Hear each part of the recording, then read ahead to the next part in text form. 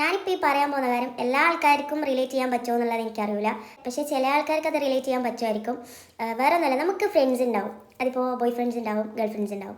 പക്ഷേ എൻ്റെ കേസിൽ എനിക്ക് തീരെ ട്രസ്റ്റ് ഇല്ലാത്തതും ഒരു ഗ്യാപ്പ് വെച്ച് നിൽക്കുന്നതും എൻ്റെ ഈ ഗേൾ ഫ്രണ്ട്സിൻ്റെ അടുത്താണ്. എന്താ കാരണം അറിയോ?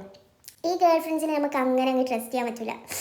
എൻ്റെ കേസിലാണ്, എല്ലാവരും അങ്ങനെയല്ല. ചില ഗേൾ ഫ്രണ്ട്സ്, ഈ ചില പെൺകുട്ടികളുണ്ടല്ലോ, തീരെ ആത്മാർത്ഥത ഉണ്ടാവില്ല. അതിപ്പോൾ ഫ്രണ്ട്ഷിപ്പിലായാലും വേറെ എന്തിലായാലും.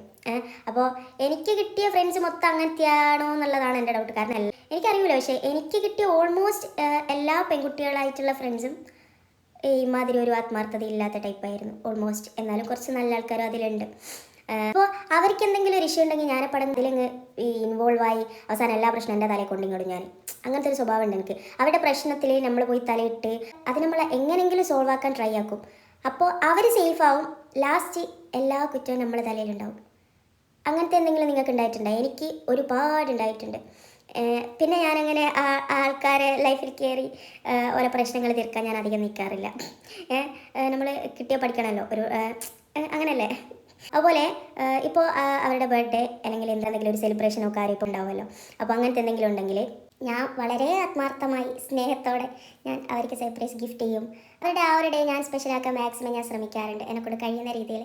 പക്ഷേ അതേ സമയത്തുണ്ടല്ലോടാ, എനിക്കിപ്പോൾ ഒരു വിഷമം വന്നാലോ അല്ലെങ്കിൽ എൻ്റെ ഏതെങ്കിലും ഒരു കാര്യം വന്നാലോ ഈ പറയുന്ന ആ ഒരു ഫ്രണ്ട് എനിക്ക് ഉണ്ടാവാറില്ല.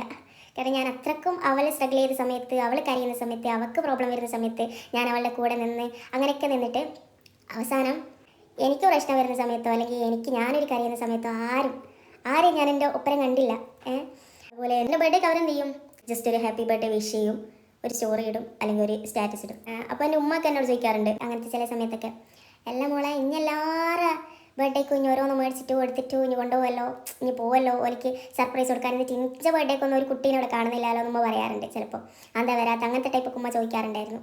അതുപോലെ ഞാൻ സങ്കടപ്പെടുന്ന സമയത്ത് ഒരാൾ പോലും ഇഞ്ഞി വിഷമിച്ചിരിക്കുന്ന കാണുമ്പോൾ ഒരാൾ പോലും ഇങ്ങനെ സമാധാനിപ്പിക്കാൻ വിളിക്കാത്ത അല്ലെങ്കിൽ ഈ സമാധാനിപ്പിക്കാൻ വരാത്ത അങ്ങനെയൊക്കെ ഉമ്മ ചോദിക്കും. അവിടെയാണ് ഞാൻ മനസ്സിലാക്കിയത് എനിക്ക് മാത്രമായിരുന്നു അവർ ഫ്രണ്ട്സ്. എനിക്ക് സത്യം പറഞ്ഞാൽ എൻ്റെ ഫ്രണ്ട്സ് കരയുന്നതോ അല്ല എൻ്റെ ഫ്രണ്ട്സ് എന്തെങ്കിലും പ്രശ്നത്തിലാവുന്നതൊന്നും സഹിക്കൂല. ഞാൻ അങ്ങനത്തെ ഒരു സൈക്കോ ആണ്. അതുപോലെ നമ്മളെ കൊണ്ട് ഇല്ലാത്തതൊക്കെ ഉണ്ടാക്കി പറയാനൊക്കെ ഒരു സംഭവം ഉണ്ടാവുക ഈ ഒരു ഗേൾ ഫ്രണ്ട്സിന് മാത്രമാണ്. നമ്മൾ പോലും അറിയാത്ത നമ്മളെ കൊണ്ടുള്ള കാര്യങ്ങളെ ഇവർ പറയാം. അതേ സ്ഥാനത്ത് അവരെ ഉള്ള കാര്യങ്ങൾ പോലും നമ്മളെന്താക്കും, നമ്മളെ ഹൈഡ് ചെയ്ത് വെക്കും. അവർ നമ്മളെ കൊണ്ട് ഇങ്ങനെ കുറ്റം പറയും, നമ്മളൊന്ന് മാറി നിന്നാൽ. അങ്ങനത്തെ ഫ്രണ്ട്സ് ഒരുപാടുണ്ട് നമ്മൾ ഇല്ലാത്ത സമയത്ത് നമ്മളെ കൊണ്ട് കുറ്റം പറയുന്നത്. ഇതൊന്നും നല്ലതല്ല.